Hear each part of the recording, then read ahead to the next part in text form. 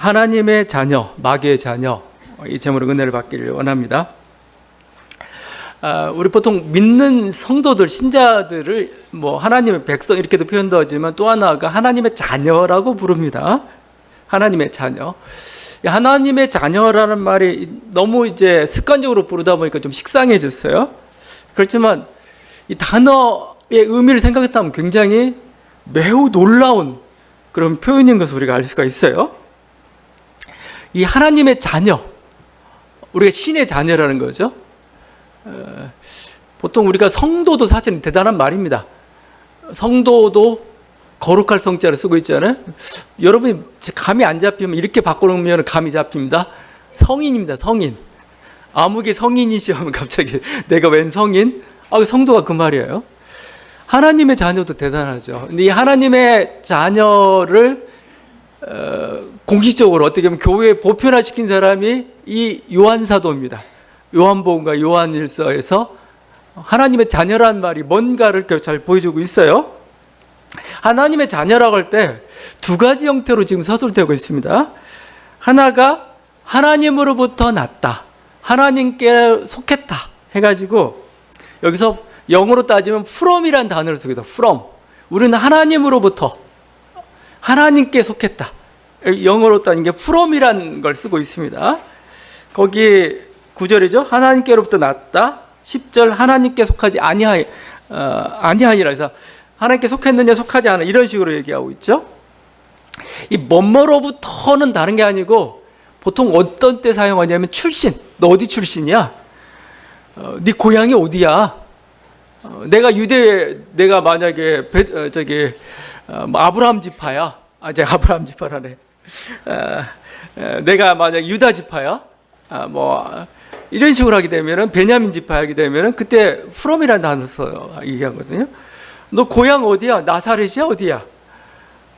너의 부모는 누구야? 요셉이야? 뭐냐? 이런 식으로 해서 from이라는 단어 써가지고 출신이나 고향이나 이런 것들을 밝혀요. 자, 이 똑같이 하나님의 자녀한테 적용하고 있는데 이게 요한복음 1장 12절에 가장 잘 나타나 있죠. 영접하는 자, 곧 그 이름을 믿는 자들에게는 하나님의 자녀가 되는 권세를 주셨으니 이는 혈통으로나 육정으로나 사람의 뜻으로 나지 아니하고 오직 하나님께로부터 난 자들이니라. from 하나님입니다. 하나님으로부터 났다.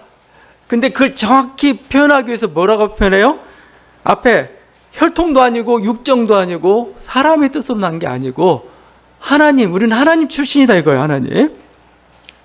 그렇게 되니까 뭡니까? 이제 우리 고향은 뭐예요? 어디 전라도 아니면 경상도 어디가 아니고 이제 뭐예요? 하늘나라예요. 하늘나라가 우리 고향이 됐습니다. 지금 우리 부모는 누구냐? 핏줄 따지고 친척 따지고 혈통 따지고 그게 아니고 하나님이 우리 부모가 됐다는 겁니다. 우리가 어느 민족이냐? 어느 국가냐? 그게 아니고 우리는 뭐요? 하늘나라의 시민이라는 뜻입니다. 여기에 다 담겨져 있는 게. 그러니까 어떻게 보면은 기독교인이 됐다는 것, 신자가 됐다는 건 이게 뭐예요? 민족과 국경을 초월하는 겁니다. 이때 쓰는 단어가 코스모폴리탄적이라는 표현을 써요. 코스모폴리탄적. 세계 시민이라는 표현을 씁니다. 그러니까 하나님 우리 부모가 되면서 모든 경계가 다 철폐됐기 때문에 우리는 뭐예요? 세계 시민이에요. 세계 시민. 세계 모든 사람이 우리의 형제 자매입니다. 그래서 동양이나 서양이나 아프리카나 다 우리의 형제 자매입니다. 흑인이나 백인이나 황인이나 다 형제 자매입니다. 어떤 민족의 주류나 이방인이나 소수자나 남미나 상관없이 전부 다 한 형제 자매입니다. 이게 하나님의 자녀라는 말에 담겨져 있는. 트럼프가 좀 들어야 돼요. 트럼프가 미국인만 시민이 아니에요. 신앙인이라는 뭐죠? 물론 우리가 이 땅에 살고 있기 때문에 국경은 있어요. 국경은 있지만 근본적으로는 한 인류라는 거, 한 형제 자매라는 의식을 가지고 살아야 됩니다. 다른 하나는 더 직접적입니다. 거기에 이렇게 돼 있죠.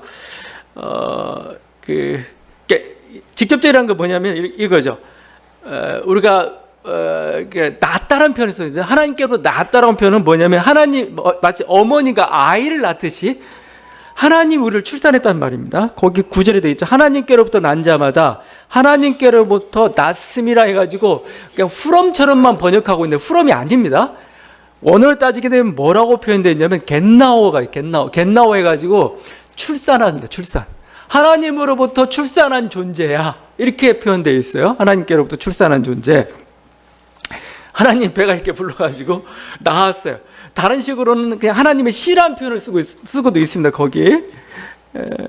그래서 이게 좀 더 명확하게 표현하고 있는 게 요한복음 3장이에요. 거기서 거듭났다라는 단어를 쓸 때 거듭났다. 그 한밤중에 유대인 선생인 니고데모가 예수님을 찾아옵니다. 왜냐하면 궁극적 진리를 잘 알지 못하기 때문에 밤중에 예수를 찾아왔어요. 니고데모가 이렇게 묻습니다. 니고데모 찾아오니까 예수님이 이렇게 말하죠. 사람이 거듭나지 아니하면 하나님의 나라를 볼 수 없느니라 라고 했어요. 하나님의 나라, 구원, 어떤 진리의 세계 이렇게 바꿀 수가 있는데 사람이 거듭나야 볼 수 있다 이걸 얘기했어요. 그러니까 니고데모가 이렇게 물어요. 사람이 늙으면 어떻게 날 수 있사옵나이까? 두 번째 모태에 들어갔다가 날 수 있사옵나이까? 그래서 니고데모가 거듭나라는 이 말을 모태에 들어갔다, 왜냐면 자기는 성인이니까 거듭나면 다시 들어갔다 다시 나와야 되느냐? 여기에 겟나오, 출산하다는 단어를 쓰고 있기 때문에 지금 니고데모가 약간 오해를 하고 있어요. 그렇지만 거듭나다는 단어가 마치 출산과 같이 새 생명의 잉태와 같다라고 지금 예수님 말씀한 겁니다. 엄청난 사건이에요. 그러면서 네가 잘 오해하고 있는데 거듭남이 뭔지를 이렇게 다시 설명해 줍니다. 예수님이 사람이 물과 성령으로 나지 아니하면 하나님의 나라에 들어갈 수 없느니라. 육으로 난 것은 육이요 영으로 난 것은 영이니 돼 있죠. 거듭난다는 건 뭐냐라고 하면은 이렇게 표현한 겁니다. 성령으로 난다는 걸 얘기하면 성령이 우리 가운데 임재하시고 성령으로 태어난다 다시. 이걸 지금 거듭난다. 이 거듭나다라는 단어가 이렇게 니고데모가 오해할 만도 해요.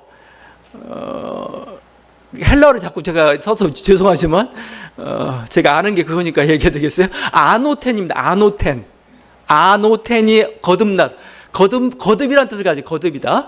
그러니까 겟나오 아노텐 이렇게 되는 겁니다.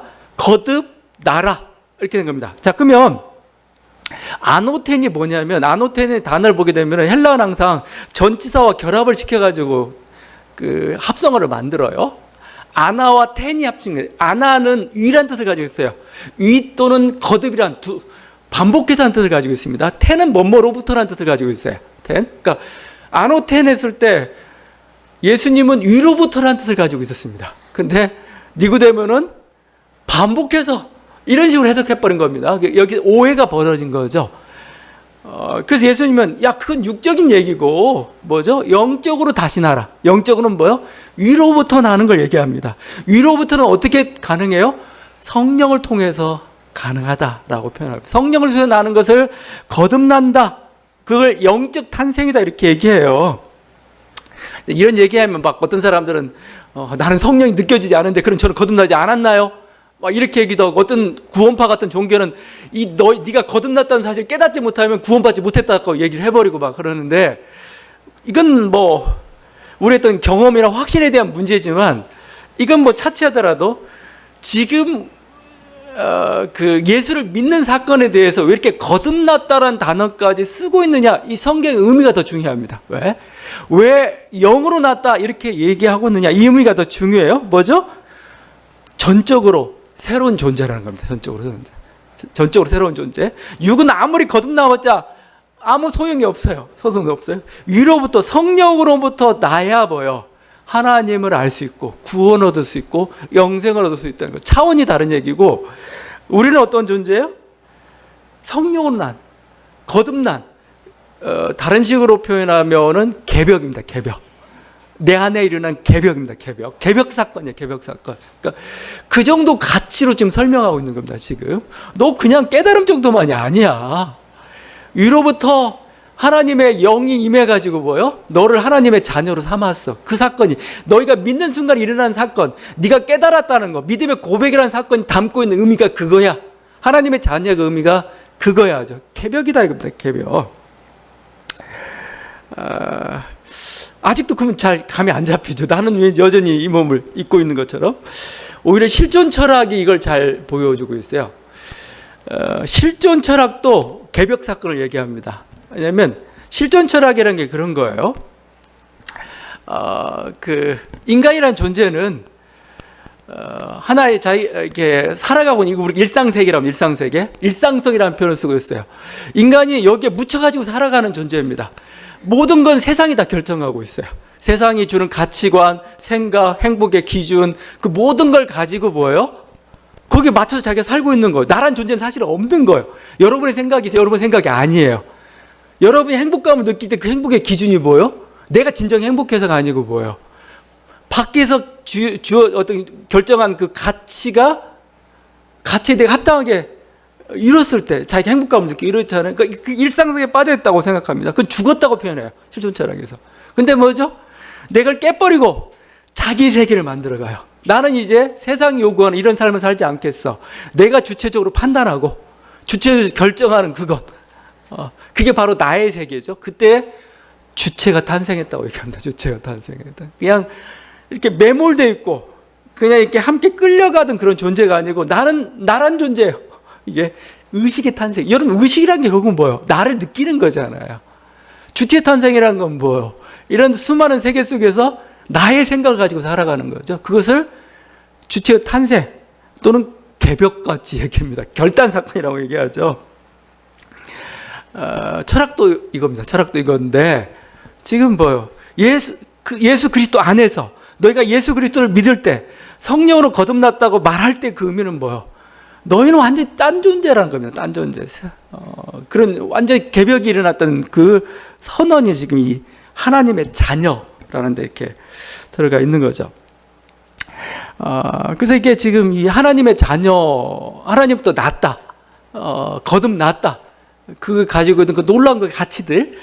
그래서 요한이 그 불신자 대상으로 쓴 게 아닙니다. 신자 대상으로 쓰고 있어요, 실제. 여러분이 요한복음 20장에 보게 되면 너에게 영생이 있음을 알게 하려 함이라. 그래서 요한복음 사실은 초신자들이 읽기는 어려워요.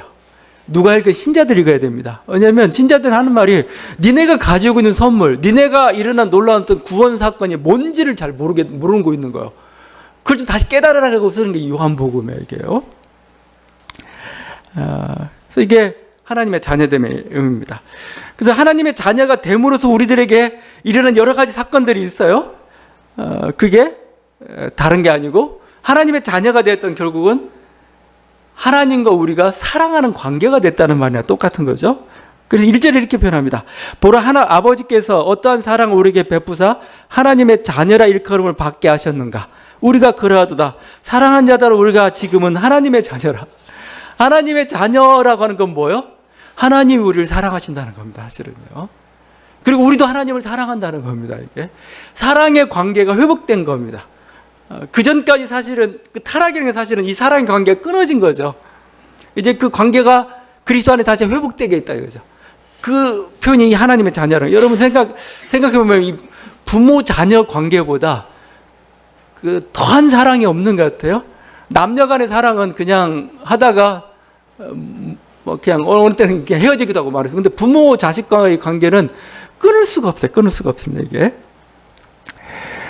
자신의 시간, 자신의 돈, 가장 소중한 돈마저, 마음마저, 심지어 목숨마저도 이렇게 내놓을 수 있는 게 사랑이라는 거죠. 부모 자식 간의 이렇게 사랑. 그러니까 그게 하나님과 우리 사이에 이제 형성이 됐다는 겁니다. 바로 하나님의 자녀라고 얘기할 때 하나님과 신자가 그런 관계가 된 거죠. 그래서 우리는 보통 이런 말을 표현했어요. 우주는 무심하다. 세계는 무심하다. 세계는 정말 무심한 것 같아요. 그냥 자연 법칙에 따라서 막 우연과 그거에서 막 진행하는 것 같이 아무런 그것도 없는 것처럼 그런 그 허망함을 느끼기도 하고 어쨌든 겸손함을 느끼기도 하고 그렇습니다. 근데 우리는 뭐예요? 이제 하나님의 사랑을 알고부터는 뭐죠? 우주는 무심하지 않다라는 것을 우리는 이제 깨닫기 시작해요. 우리는 그곳에 하나님의 사랑을 찾습니다. 사막이 아름다운 이유가 뭐예요? 밤하늘에 별이 빛나는 이유가 뭐예요? 사랑한 사람이 거기 있기 때문이라고 어린 왕자에서 얘기했죠. 사랑한 사람이 바로 거기 있기 때문에 그래요. 그래서 우리는 예전에 그 동굴 수수자들이 동굴 속에서 그냥 스마트폰도 없고 아무것도 없는 그 속에서 평생을 그냥 수도하면서 지내요. 왜? 사랑하는 사람이 거기 있기 때문에 하나님에 대한 그 사랑으로 거기서 만족할 수가 있었던 거죠. 이렇게 우리가 사망의 엄청난 골짜기를 지날 때 우리는 두려워하지 않아요. 왜냐하면 우리의 부모된 하나님 우리를 사랑하기 때문에, 우리 지키시고 보호하기 때문에, 지금 우리 눈에 보이지 않을지라도 우리 눈에 보이지 않을 따름이지만 그분이 우리 사랑한다는 걸 알잖아요. 여러분도 자녀가 멀리 떨어져 있더라도 사랑하잖아요. 사랑하고 만약에 저분이 돈도 많고 그런데 나에게 돈을 주지 않아요. 부모인데도 불구하고 그러면 그 뭐죠? 돈에 인색해서 그런 거 아니죠. 뭔가 이유가 있는 거죠. 이유가 있어서 그런 겁니다. 그게 사랑인 거예요. 그걸 믿어 의심치 않는 거죠. 충분히 능력이 있는데 안 도와주세요. 그게 아니죠. 우리는 당신 사랑하십니다. 그래서 끝까지 붙잡고 갈 것은 사랑입니다. 사랑. 이게 바로 이 하나님의 자녀의 의미죠. 또 하나님의 자녀가 되었다는 결국은 이 자식은 부모를 닮기 마련입니다. 부모를 닮아가는 겁니다. 거기 하나님의 자녀, 하나님을 닮은 사람이 된다는 게 2절에 나와 있죠. 사랑하는 자들아, 우리가 지금은 하나님의 자녀라. 장래 어떻게 될지는 아직 나타나지 아니하였으나 그가 나타나시면 우리가 그와 같을 줄 아는 것은 그의 참모습 그대로 볼 것이기 때문이니. 거기 보면 뭐라고 하냐면 지금과 장래를 얘기하고 있습니다. 지금과 미래를 얘기하고 있습니다. 지금도 하나님의 자녀, 장래는 뭐예요? 하나님의 자녀. 근데 그러면 하나님의 자녀가 뭐가 차이가 있느냐? 차이가 있습니다. 아직은 어린아이와 같은 단계입니다. 우리 하나님의 자녀됨이라는 건 사랑도 받고 사랑도 알죠. 그러나 성인이 돼서 깨닫는 하나님의 자녀됨의 느낌이 있습니다. 시간 있죠, 시간. 그 순간 우리는 성장하고 성숙하죠. 이걸 보통 성화라고도 표현합니다. 성화. 우리는 뭐죠? 하나님을 닮은 사람이 되어 가는 거죠. 그래서 결국 하나님의 전략이 이런 것 같았어요. 전에는 이런 거예요. 니네가 이렇게 행하면 하나님의 자녀 삼겠다 했는데 그게 실패했어요. 근데 하나님 전략을 바꿔 어떻게? 그냥 무조건 하나님 자녀 삼아줍니다. 삼아주고 나서 뭐죠? 이제 내 자녀가 되었으니 나를 닮은 사람이 돼 라고 이렇게 이끌어가는 거죠. 이게. 그래서 우리는 뭐요? 하나님을 향하여 자라가는 거예요. 구원이 다가 아니에요. 구원은 시작이에요. 첫 출발이에요. 여기서 끝나는 게 아닙니다. 근데 한국교회는 막 우리 전부 예수천당으로 끝나버리는 것 같아요. 그냥 믿고 구원받고 땡. 다른 건 아무것도 없어요. 아닙니다. 우리들에게 더 위대한 어떤 사명이랄지 위대한 어떤 목표가 설정되어 있어요. 뭐냐요? 하나님을 닮아가는 겁니다. 하나님처럼 돼가는 겁니다. 이게. 그래서 우리가 만약에 이렇게 결국 하나님 닮고 하다가 딱 갔을 때 뭐예요? 하나님을 딱 보는 순간 뭐예요? 우리가 서로가 얼굴 대하여 볼 때 서로가 똑같다는 걸 보게 될 겁니다. 우리 비슷하네? 지금 그 얘기입니다. 사도 바울 이렇게 얘기했죠. 우리가 다 수건을 벗은 얼굴로 거울을 보는 것 같이 주의 영광을 보며, 그동안 수건을 가지고 했는데 지금 거울을 벗은 같이 이렇게 딱 주의 영광을 보니까 그와 같은 형상으로 변화하여, 영광 형상이죠. 영광에서 영광이 이르니 곧 주의 영으로 말미암이라. 그렇죠? 성령께서 우리를 하나님의 신의 성품을 닮은 자로 만들어갈 뿐만 아니라 마지막 때 부활의 몸을 해가지고 모든 능력마저도 보여요. 신과 동일한 존재로 만드시는 거 내가 경험하게 될 거라고 얘기하고 있어요. 그래서 우리는 이런 어떤 신적인 성품, 능력, 영광의 존재가 될 것이고 그게 우리의 목표가 되는 거죠. 그 아타나시우스라는 사람, 아타나시우스, 이 삼일체론을 정립했던 사람입니다. 이 사람이 이게 정교회 쪽에, 동방 쪽에 가까운 사람이죠. 미래 인간이 신처럼 될 것이다. 신성화를 얘기합니다. 신성화. 토마스 아퀴나스도 이런 얘기하죠. 하나님을 그 본질 그대로 보게 될 지복의 비전. 지복의 비전입니다. 하나님 너무 눈부셔가지고 볼 수가 없어요. 보려면 뭐죠? 그만큼의 뭔가 능력이나 돼야 돼요. 근데 천국에 갔는데 그 하나님을 보게 돼요.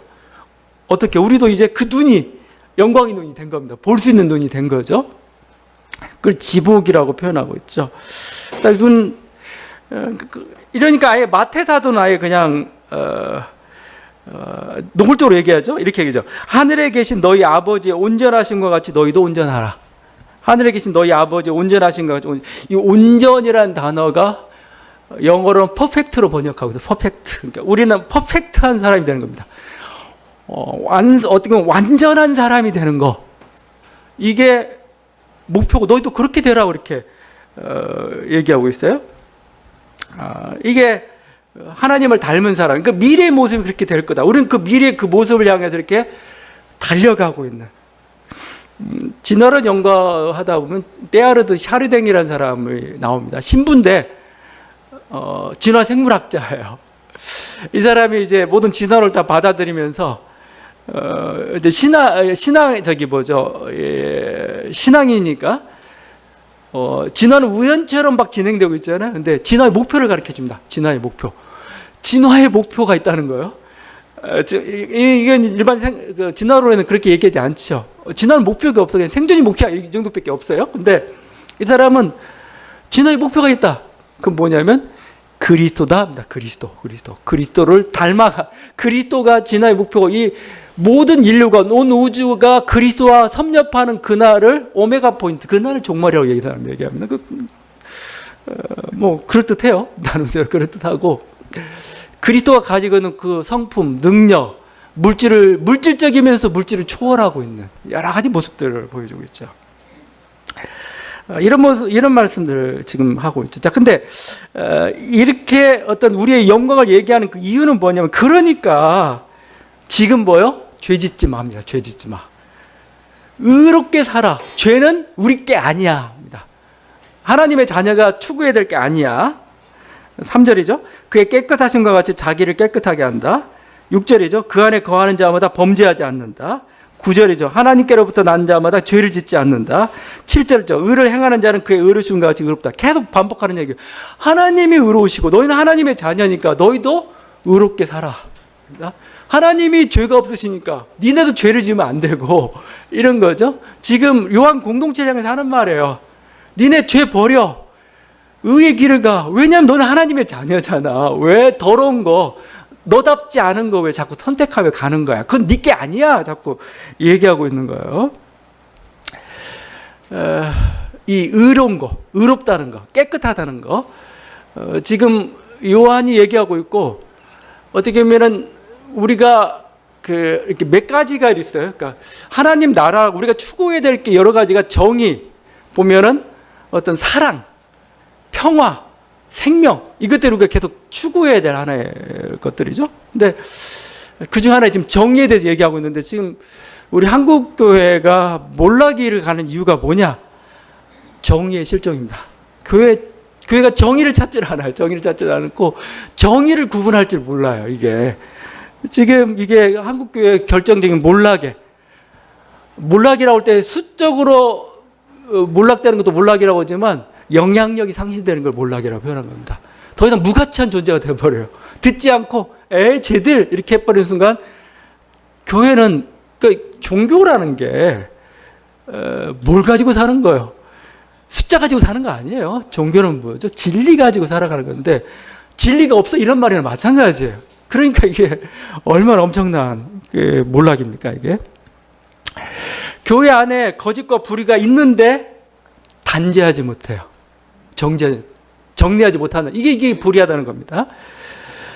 국가나 사회에서 불법이 행해지고 내란이 발생했는데 이것을 불의라고 말을 못해요. 말을 안 해요. 오히려 여기서 정의를 얘기하게 되면 정치적이라고 오히려 침묵을 강요합니다. 그냥 어떤 목사는 잘잘못 따지지 말고 기도하자는 거예요. 지금 이 잘잘못이 보이는데, 지금 오히려 정의의 관념을 더해서 뭐가 정의인지를 가르쳐 줘야 될 텐데, 그거 따지지 말고 기도하자, 그냥 이렇게 가버려요. 어떤 사람은 정치에 대해서 정치적 설교를 해야 됩니다. 근데 이게 저희는 조그만 교회일지라도 정치적 설교하면 약간 좀 거리끼는 게 있어요. 왜냐하면 여러 가지 당파 색깔들 가지고 있기 때문에. 근데 대형 교회에서 이렇게 정치적 설교를 과감하게 하는 사람들 보면 참 대단한 생각이 듭니다. 근데 정치 설교 내용이 뭐냐? 극우적이에요. 극우적이고 굉장히, 그러니까 뭔가 세상 이념적이에요. 성경이나 정의를 쫓아서 하는 그런 설교가 아니고 굉장히 세상적인 설교입니다. 근데 그걸 자신 있게 하는 거 보면 참 대단한 사람들입니다. 그걸 또 그대로 봐줘요. 또 교회가 부산에 있는 모 교회에 있습니다. 그래서 이 교회 목사 설교를 들어보니까 이거 완전히 그냥 극우적 설교예요. 뭐 여러 가지 음모론에 뭐 내란의 정당성에 뭐 여러 가지 다. 그래서 우리는 기도에 이런 식으로 가고 있는데 그걸 다 받아줘요, 성도들이. 또 반대로 오히려 정의를 얘기하게 되면 갑자기 정치적이라고 또 침묵하라고 얘기하고. 매우 세상적인데 제가 요즘 계속 느끼는 게 뭐냐면 지금 한국교회 주류 대형교회 목회자들이 거의 거짓 선지자들이 가까워졌다는 느낌이 많이 들어요. 왜냐하면 똑바로 하나님 말씀을 외치지 않아요, 정확히. 그 다음에 아니면 거짓 선지자는 아닐지라도 눈먼 목자가 돼 있어요. 눈먼 목자. 이게 성경에 있는 표현입니다. 눈먼 목자. 그러니까 제대로 양들을 이끌어야 되는데 엉뚱한 대로 이끌고 있어요. 예. 거짓 선지자의 눈먼 목자가 지금 목자가 돼서 다스리고 있으니까 한국교회가 제대로 갈 수가 없어요, 지금. 교회는 세상의 빛입니다, 빛. 빛이란 건 뭐예요? 기준이 선명하다는 겁니다. 기준이 선명하다. 방향을 가르쳐 주는 게 빛이잖아요. 그래서 이게 어둠은 이거고, 이렇게 살면 안 돼. 이렇게 가르쳐 주는 게 빛입니다. 그리고 헤매지 말고 이쪽으로 와. 안개에서 헤매지 말고 어둠에서 헤매지 말고 이쪽이 생명의 길이야. 이걸 밝혀주는 게, 그러니까 요한이 성령 임하면 뭐에 대해서 가르치냐면 죄에 대해서, 의에 대해서, 심판에 대해서 가르칠 거라고 얘기하고 있어요. 이게 뭐예요? 이게 가치관이에요, 가치관. 어떻게 살아야 올바른지, 진리의 길인지. 성도들도 빛의 사람들입니다. 그러니까 제대로 판단하고 올바른 말을 하고 막 그래요. 근데 기독교, 한국교회에 있는 교인들만큼 가짜뉴스나 음모론에 이렇게 휘둘린 사람들이 없어요. 그야말로 카톡교가 되어 있습니다. 카톡으로 막 뭐가 돌아다니고, 유튜브에서 하는 그 가짜뉴스나 음모론 같은 그대로 받아들여가지고 마치 사실인 것처럼 판단 능력이 없다는 겁니다. 빛인 존재가 이게 정인지 불인지를 판단을 못하면 어떻게 해요, 그걸. 이 판단 능력이 실종되어 버린 이 현상. 어떻게 보면 지금 요한이 하고 있는 말, 너는 의로운 사람이잖아. 의로운 하나님의 자녀야. 그러니까 의를 행해. 그러니까 죄 짓지 마. 죄와 가까이 하지 마. 죄를 구분해내. 이게 지금 계속해서 지금 하고 있는 그 요한의 메시지입니다. 하나님의 자녀가 있는 반면에 마귀의 자녀도 있습니다. 마귀의 자녀. 그 8절입니다. 죄를 짓는 자는 마귀에게 속하나니 마귀는 처음부터 범죄합니다. 9절이죠. 하나님의 자녀들과 마귀의 자녀들이 드러나니 의를 행하지 아니하는 자는 또는 그 형제를 사랑하지 아니하는 자는 하나님께 속하지 아니하니라. 마귀의 자녀가 있어요. 마귀의 자녀. 무섭죠? 마귀의 자녀.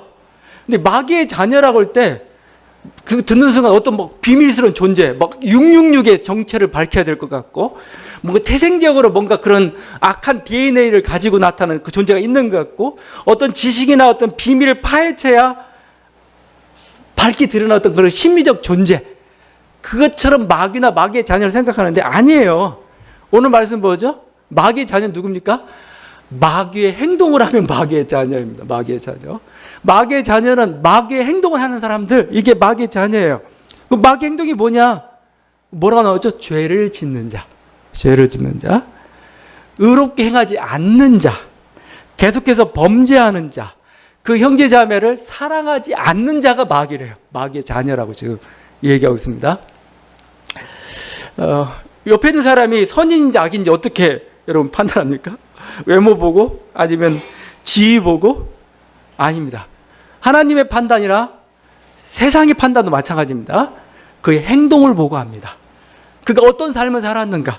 그 속에 많이 여러 가지, 저는 이렇게 봐요. 어떤 사람이 고민과 갈등도 있고 막 선을 행하면서도 자기 마음 가운데 막 교만한, 아니면 뭔가 가식적인, 외식적인 그게 있음에도 불구하고 선을 행해요.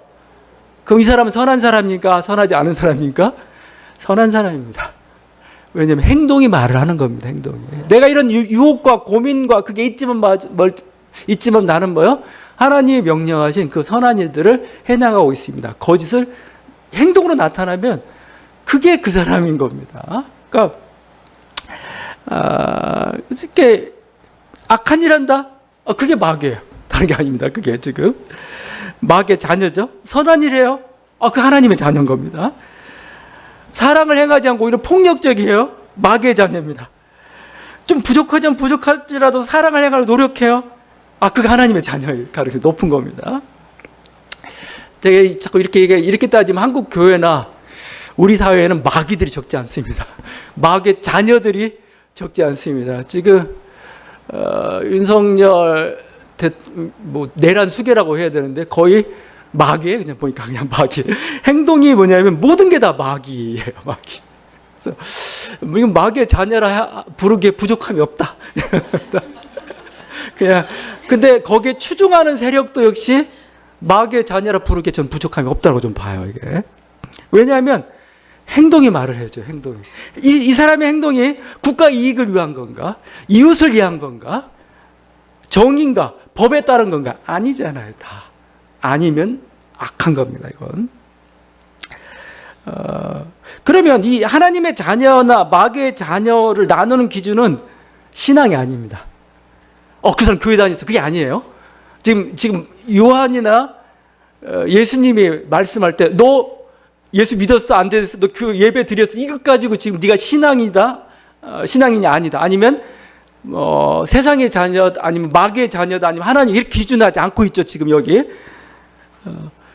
행동을 보고 그 사람이 하나님의 자녀 마귀의 자녀를 평가하고 왜 그러는가 제가 이 얘기를 하는데 신앙은 안 보여요.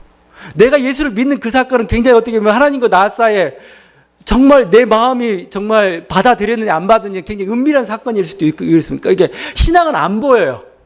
안 보입니다. 그러면 우리는 그걸 어떻게 평가하냐는 거예요. 다행히 평가하는 기준이 있어요. 행함입니다. 행함. 신앙은 뿌리예요. 뿌리. 신앙이 뿌리는 뭐죠? 좋은 나무에서는 뭐죠? 좋은 열매가 나오기 마련이에요. 그렇죠? 그러면 좋은 열매를 봤어요. 그럼 너 신앙이 좋구나. 넌 신앙이 있구나. 이렇게 가는 겁니다. 자, 근데 열매가 안 좋아요, 이게. 열매가 안 좋은 열매들이 있어요. 자꾸 맺어. 그럼 뭐죠? 야, 너는 뿌리가 잘못된 거구나. 너는 신앙 자체가 의심스럽다. 이거죠? 하나님은, 예수님은 행함이라는 것을 행함으로 구원받는 얘기 아닙니다. 행함이 열매예요. 그걸 보고 평가하는 겁니다. 네가 나를 제대로 믿고 있구나. 네가 진짜 하나님의 자녀구나. 네가 마귀의 자녀구나. 너의 열매가 항상 크느냐 이거죠. 빛의 사람은 빛의 열매를 맺고 어둠의 사람은 어떻게든 어둠의 향기를 내뿜길 수 없어요. 하나님도 그렇게 판단한 겁니다. 물론 우리가 완전히 의로운 존재로 살아갈 수는 없어요. 분명히 뭔가 실수도 하고 그렇습니다. 근데 저는 그걸 실수라고 표현해요. 왜냐하면 잘못을 알기 때문에 돌이키겠습니다. 반성하겠습니다. 그러면은 마귀의 자녀 아닙니다. 잘못 지적했는데 네 잘못했어요. 알고 깨닫고 돌이키면은 그건 이제 마귀의 자녀라고 규정할 수가 없습니다. 근데 반복적으로 해요. 계속 자꾸. 오히려 합리화해요. 그러면 마귀의 자녀인 겁니다. 그게. 우리 속에 뭔가 이렇게 어떤 사랑의 행동이 잘 안 나타나기도 하고 그렇습니다. 그런데 그럼 마귀의 자녀냐? 아니에요. 그건 아니고. 이 속에서 그렇지만 어떤 정의나 어떤 사랑을 향한 어떤 갈망을 가지고 있어, 내가. 그게 옳은 거야. 그렇게 살아야 된다는 걸 갈망을 가지고 있으면 괜찮습니다. 그러면 하나님의 자녀일 가능성이 높습니다. 이렇게. 근데 아예 그게 없어요. 근본 동기가 탐욕으로만 뭉쳐 있습니다. 욕심으로만 뭉쳐 있습니다. 그래서 제가 자꾸 하여튼 보면은 어떤 정치 지도자들은 보면 머릿속엔 정말 제가 얘기하는 똥덩어리만 가득 차요. 똥덩어리만. 자, 욕망으로 가득 차 있는데 마치 그 사람이 대단한 구세주인 것처럼 이렇게 쫓아가는 사람들이 있습니다. 안 되는 거죠. 히틀러를 따랐던 그 독일 교회가 그 모습을 보였던 거죠. 그러니까 여러분, 그러니까 우리가 근본적으로 이렇게 그런 어떤 정의나 사랑을 향한 갈망을 가지고 있다. 그럼 하나님의 자녀입니다. 하나님의 자녀예요. 여러분, 다시 한번 우리는 어떤 사람들인가? 근본이 바뀐 사람들. 우리는 근본이. 하나님의 사람, 하나님의 자녀는 뭐냐? 의를 사랑합니다. 평화를 만들고 사랑을 갈망하는 사람들입니다. 그게 옳다고 믿고 나아가는 사람들입니다. 이제 이렇게 표현하기 더 우리의 디폴트 값이 바뀌어서 디폴트 값이. 그러니까 디폴트가 초기 설정이죠. 초기 설정값. 컴퓨터나 모든 기계 디폴트 값이 뭐냐? 정의예요.